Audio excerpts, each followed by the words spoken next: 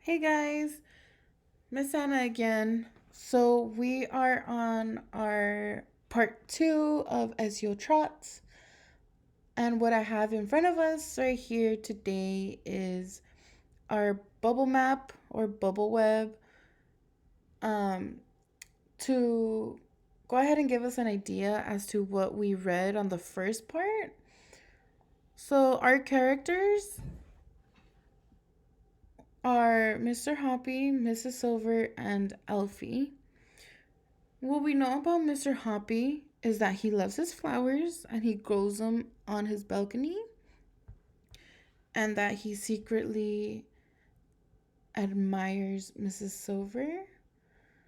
Moving on to Mrs. Silver. Mrs. Silver loves her tortoise, and her tortoise is Alfie. We came across two problems.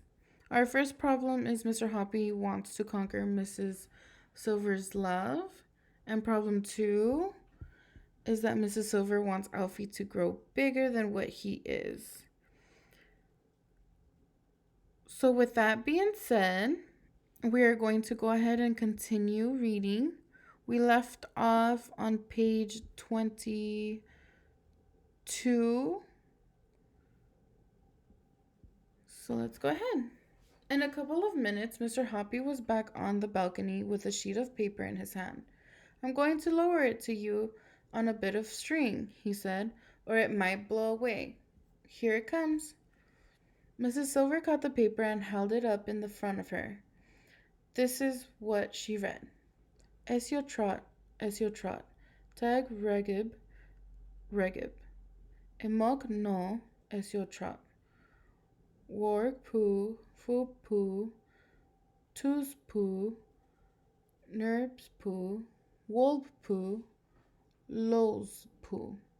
Egrog, elzog, foots, plug. Tup notaf, esio trot. Tup notaf. Teg no, elbog, doof. What does that mean? She asked. Is it another language? It's tortoise language, Mr. Hoppy said. Tortoises are tortoises are very backward creatures. Therefore, they can only understand words that are written backwards.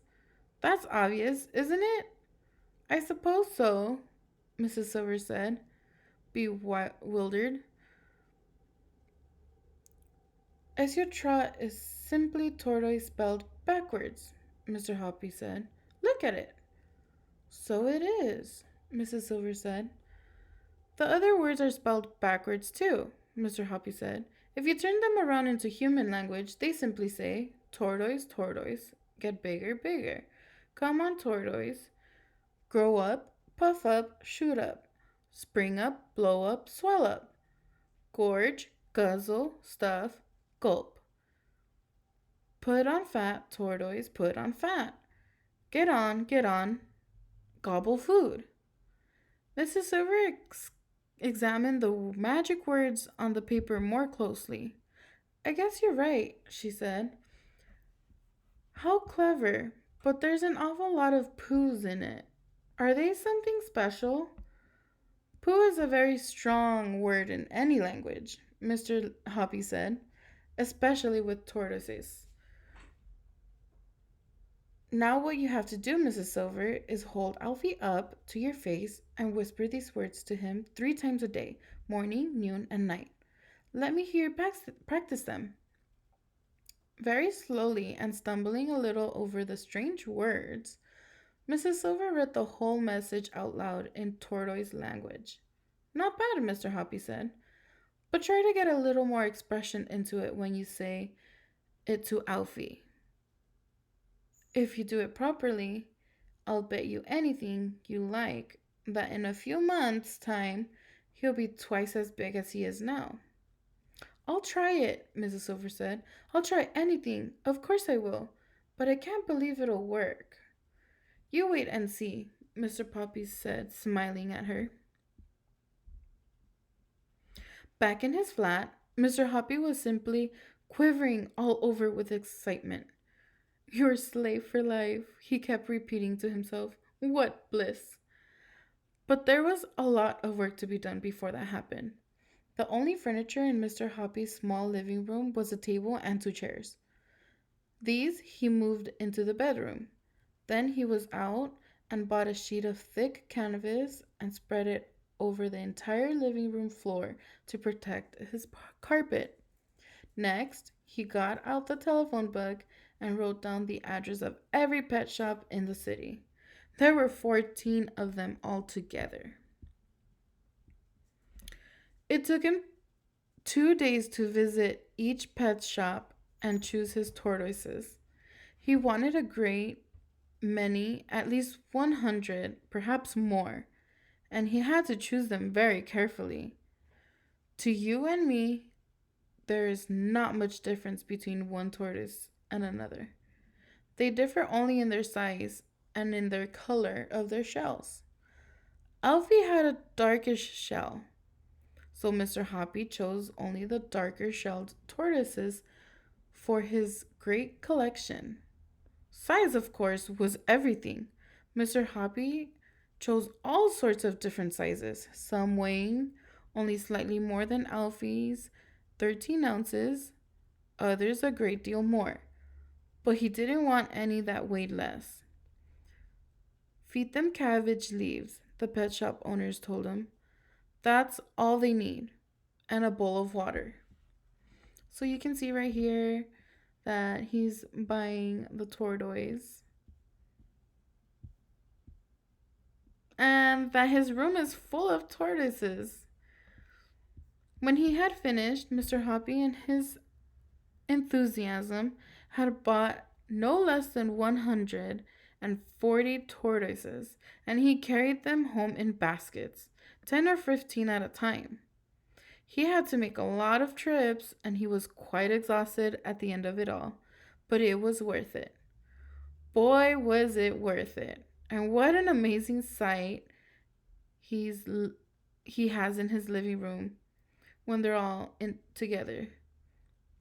The floor was swarming with tortoises of different sizes, some walking slowly about and exploring, some munching on cabbage leaves, others drinking water from a big shallow dish. They just made the faintest rustling sound as they moved over the canvas sheets. But that was all.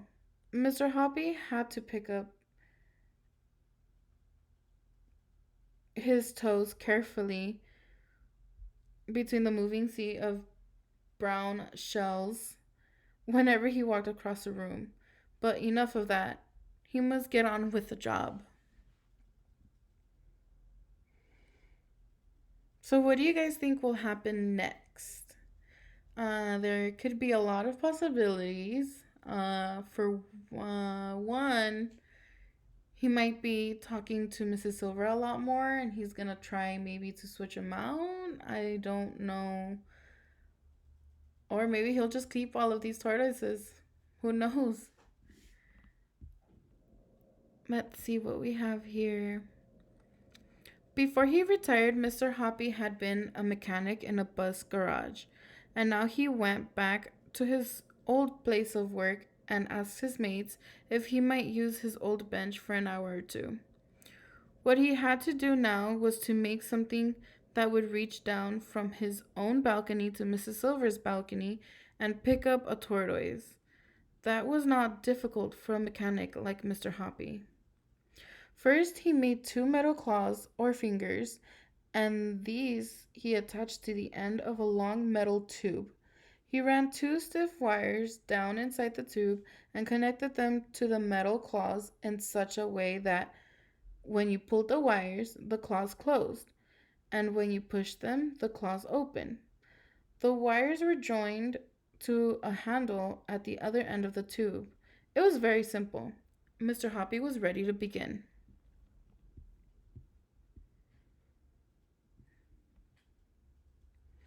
Mrs. Silver had a part time job. She worked from noon until 5 o'clock every weekday afternoon in a shop that sold newspapers and sweets. That made things a lot easier for Mr. Hoppy. So, on that first exciting afternoon, after he had made sure that Mrs. Silver had gone to work, Mr. Hoppy went out onto his balcony, armed with his long metal pole. He called this tortoise catcher and leaned over the balcony railings and lowered the pole down onto Mrs. Silver's balcony below. Alfie was basking in the pale sun over to one side. "Hello, Alfie," Mr. Hoppy said. "You are about to go for a ride." He wiggled the tortoise catcher till it was right above Alfie. He pushed the hand lever so that the claws opened wide. Then he lowered the two claws neatly over Alfie's shell and pulled the lever. The claws closed tightly over the shell like two fingers of a hand. He hauled Alfie up onto his own balcony. It was easy.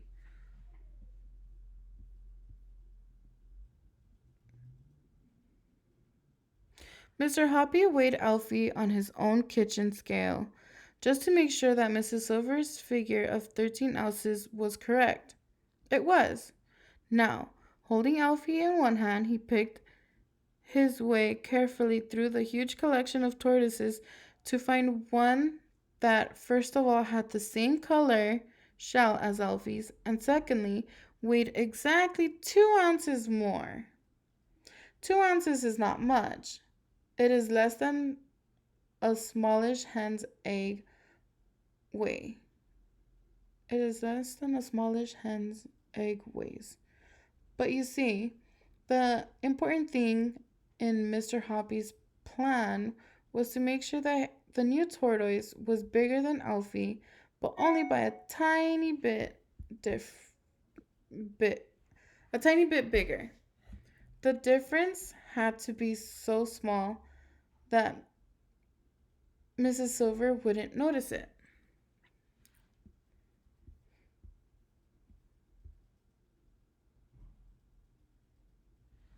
From his vast collection, it was not difficult for Mr. Hoppy to find just the tortoise he wanted. He wanted one that weighed 15 ounces, exactly on his kitchen scale. No more and no less. When he had got it, he put it on the kitchen table beside Alfie, and even he could hardly tell that one is bigger than the other. But it was bigger. It was bigger by 2 ounces. This was tortoise number 2. Mr. Hoppy took tortoise number 2 out onto the balcony and gripped it in claws of his tortoise catcher. Then he lowered it onto Mrs. Silver's balcony, right beside a nice fresh lettuce leaf. Tortoise number 2 had never eaten tender juicy lettuce leaves before. It had only had thick old cabbage leaves. It loved the lettuce and started chomping away at it with great gusto.